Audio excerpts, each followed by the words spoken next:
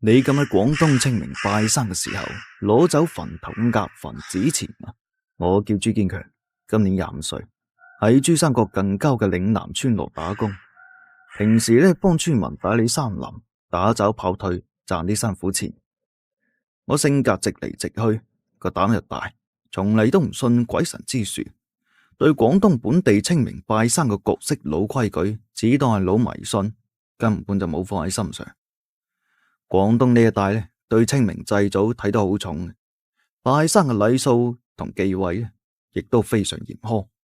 當地嘅老人千叮萬囑，墳頭嘅壓墳錢係俾先人嘅買路錢，用嚟打點陰差，庇護後人，只能添就唔可以攞。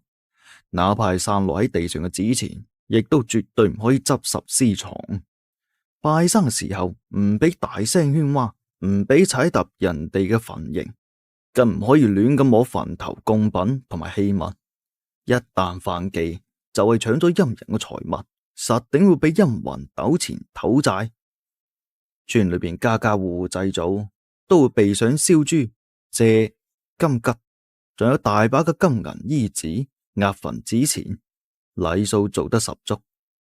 唯獨我就唔當回事啦，硬係覺得呢啲都係老輩人傳落嚟嘅迷信說辭。清明當日，我朋友阿明就嗌我一齊上山，幫佢哋屋企咧打理祖墳、搬運貢品。阿明呢係土生土長嘅本地人，臨行前捉實我隻手，反復咁叮囑講：喂，堅強啊，你上山一定要守規矩啊！只係幫手遞嘢，墳頭嘅紙錢貢品一啲都唔可以掂啊！地上散落嗰啲陰錢啊，更加係睇都唔好睇。我哋廣東拜山係忌呢個嘅，犯咗你會出事噶。我隨有應承落嚟，心裏邊就覺得佢太過於矯情。不過係幾張紙錢啫嘛，邊有咁多講究嘅啫？山間嘅祖墳呢，挨得緊密，處處飄住淡淡嘅香火味，家家戶戶都喺度焚香燒紙，擺放貢品，氣氛肅穆沉靜。阿明帶住家人喺自家祖墳前日祭拜，擺上燒豬同生果，恭恭敬敬焚香叩頭，又將一沓沓壓墳錢整整齊齊咁壓喺墳頭，驚死俾山風吹散。我企喺一邊等候，得閒冇事做就四處咁走，無意間就走到一座無主老墳旁邊。呢座孤墳呢，孤零零咁留喺林間，墳頭只壓住幾張新垮垮嘅壓墳錢，被風吹到微微翹起，旁邊仲散落住幾張折好嘅陰司紙。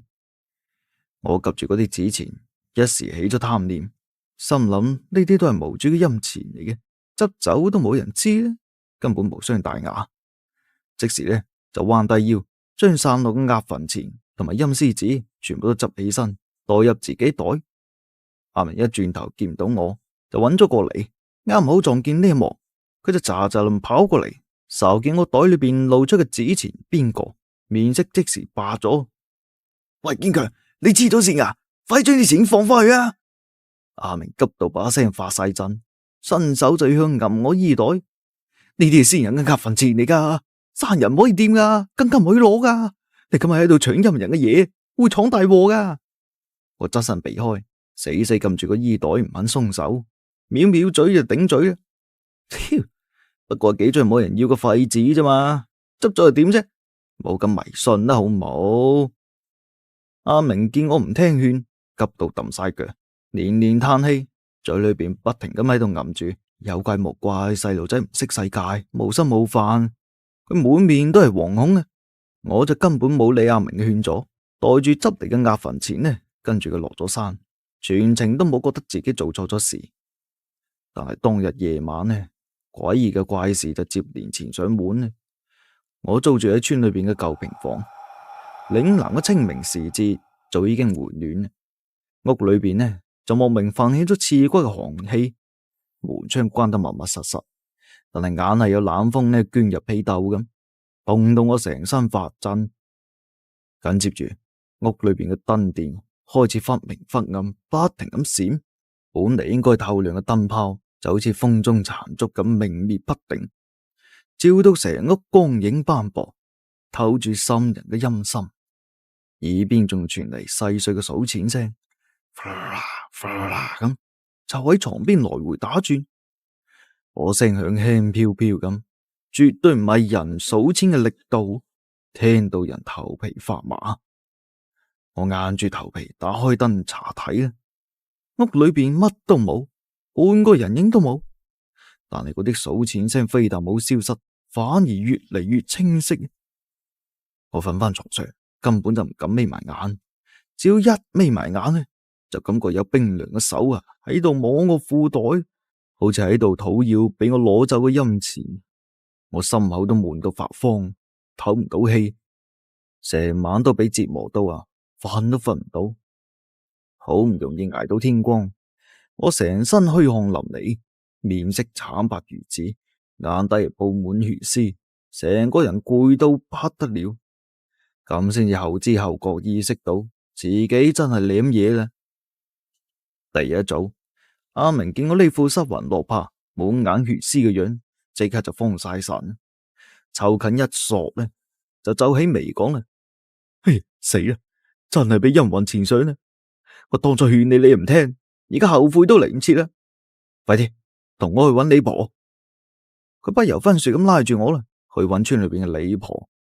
呢個李婆婆呢，係村裏邊深諳民俗禮數、擅長安神辟邪嘅老人，成世幫鄉人處理拜山犯忌嘅瑣事，喺附近好有威望。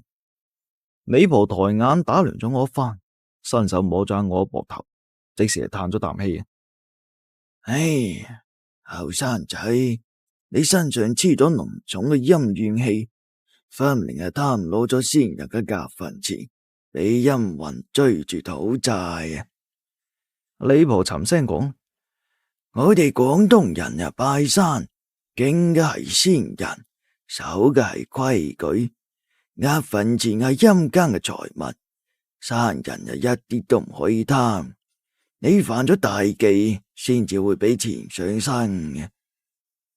我即時慌晒神，往日硬氣一啲都冇晒，連忙揞出袋裏邊嘅夾份錢，雙手綁住連連認錯。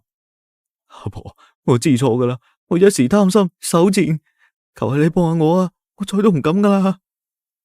李婆見到咁嘅情況，亦都冇過多責備，只話按照嶺南老規矩補救，尚且能夠平息亡魂怨氣。佢先係叫阿明呢摘嚟咗新鮮嘅碌柚葉，煮咗一大盤熱水，叫我用碌柚葉呢抹匀全身。咁係廣東本地驅邪散煞嘅老法子，能夠洗去周身沾染嘅陰怨氣。跟住呢，李婆又備上咗新嘅金銀紙衣，厚厚一沓夾份錢，仲有金桔、餅乾等貢品，帶住我同阿明呢重新翻到咗嗰座無主老墳前。我恭恭敬敬咁跪喺墳前，先將執嚟嘅舊紙錢輕輕放翻原處，再將新嘅夾份錢整齊咁架喺墳頭，雙手合十，誠心叩頭致歉，嘴裏邊不停吟住賠罪嘅話，為自己嘅貪心同妄狀賠罪，發誓再都唔貪陰物，唔觸犯拜山規矩。李婆呢喺旁邊點着金銀衣紙，口中念住安撫亡魂嘅祝語，轉頭叮咗我：耷低頭，冇亂講嘢，個心要誠，元氣先至生嘅。講完，又攞咗把糯米灑喺墳頭同埋四周。糯米可以鎮煞穩氣，化解陰魂嘅怨氣，令到佢哋唔再糾纏活人。祭拜完畢，李婆又將剩低嘅碌柚葉呢塞入我個袋，沉聲叮囑講：呢啲貼身帶住，護住自身陽氣。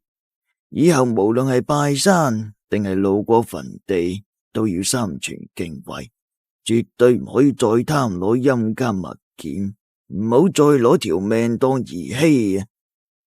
我一一緊記喺心，連連點頭應下，唔敢有半分違背，滿心都係悔意同埋敬畏。當日夜晚，我翻到租住個舊屋，屋裏邊刺骨嘅寒氣徹底消散，電燈都變得明亮穩定，耳邊嘅數錢聲、身上嘅冰涼觸感，全部都消失無蹤，再都冇半分怪異動靜。我瞓喺床上，一瞓低就瞓着咗，一覺就瞓到天光，瞓得安安樂樂咁，連日嚟嘅疲憊同埋惶恐啊，冚唪唥都煙消雲散。好啦，故事講到呢度就結束啦，就嚟清明嘅啦，你哋去唔去拜山呢？